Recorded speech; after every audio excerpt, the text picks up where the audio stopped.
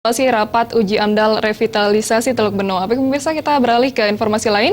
Sejumlah masyarakat yang terdiri dari 12 desa adat, mahasiswa, komunitas masyarakat, Forbali, serta seniman menyatakan sikap menolak AMDAL reklamasi Teluk Benoa.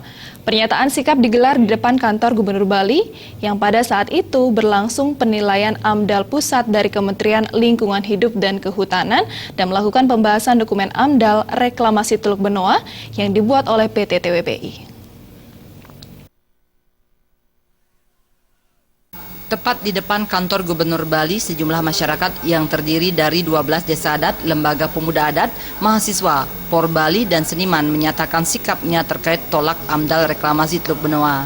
Sejumlah aktivis dan tokoh masyarakat dari Buleleng, Bangli, Gianyar, dan Jemberana juga ikut serta menyuarakan aspirasi tolak reklamasi. Pada saat itu tengah berlangsung penilaian AMDAL pusat dari Kementerian Lingkungan Hidup dan Kehutanan dan melakukan pembahasan dokumen AMDAL reklamasi Teluk Benoa yang dibuat oleh PT TWBI.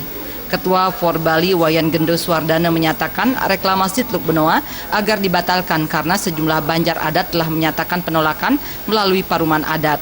Wayan Gendo Suwardana juga menegaskan di kawasan Teluk Benoa terdapat 70 titik kawasan suci.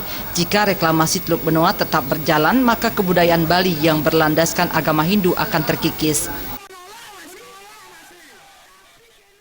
Sikap kita jelas, kita menolak reklamasi Teluk Benoa sebagaimana aspirasi masyarakat adat, kemudian juga menolak AMDAL reklamasi PT TWBI dan meminta kepada Komisi Penilaian AMDAL Pusat agar menyatakan AMDAL tersebut tidak layak.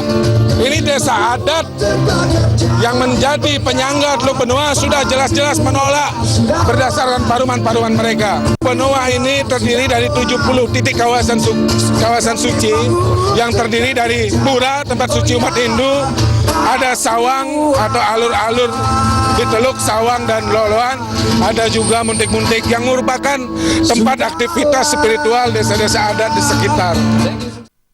Lebih lanjut, dijelaskan Teluk Benoa harus dikembalikan menjadi kawasan konservasi dan dikelola dengan cara-cara yang selaras dengan prinsip konservasi sehingga Teluk Benoa benar-benar menjadi masa depan peradaban Indonesia. Desak Aryani dan Sutardana, Bali TV.